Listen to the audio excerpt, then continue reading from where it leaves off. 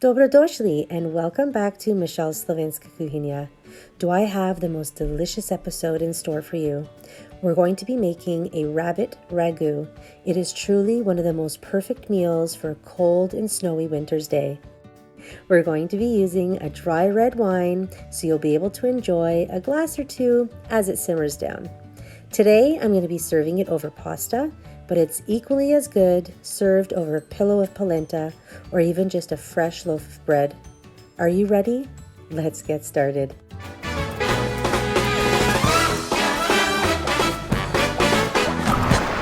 All right, so let's start off by using 2 cans of Italian plum tomatoes.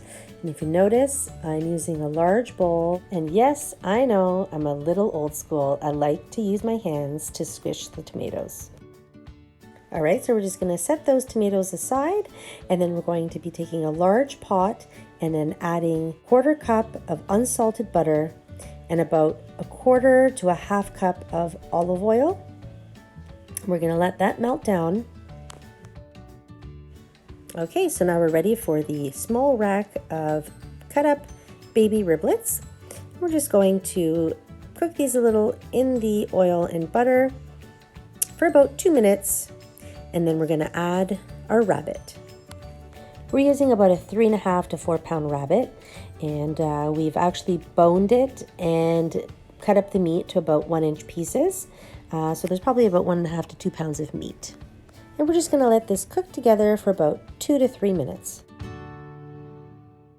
All right, now we're going to add in our finely chopped rosemary, as well as our finely chopped sage. Oh boy, it's starting to smell so good in my kitchen. So now we're going to be adding in our onions, as well as our diced up carrots. And then I like to throw in some celery. I'm also throwing in the celery leaves as well. That gives a really nice flavor. And the reason why I'm not cutting up the celery is because we're not really big on cooked celery in my house. So I usually remove those just before we eat. And of course, last but not least, I'm adding 3 chopped garlic cloves. Okay, so are you ready? It's time to add the wine and a little bit of salt and pepper. I also like to add 2 bay leaves. And now we're going to add our tomatoes to the pot and then give it a good stir.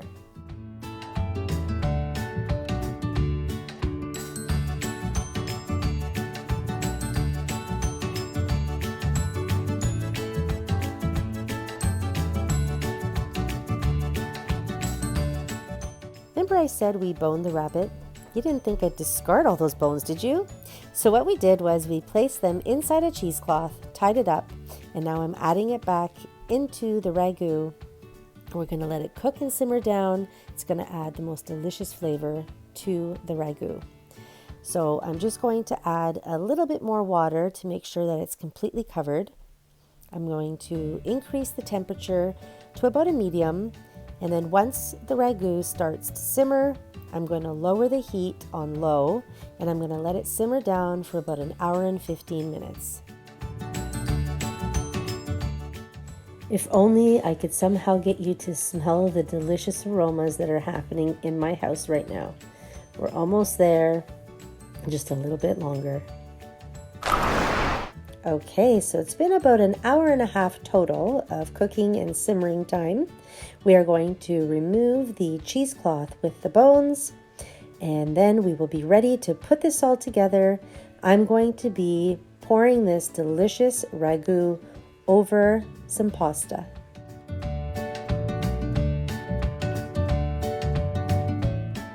And now it's time to spread the love. We're going to be adding some freshly grated cheese. Thank you so much for watching. I look forward to seeing you again next week when I share another delicious recipe from my Slovenska kuhinja.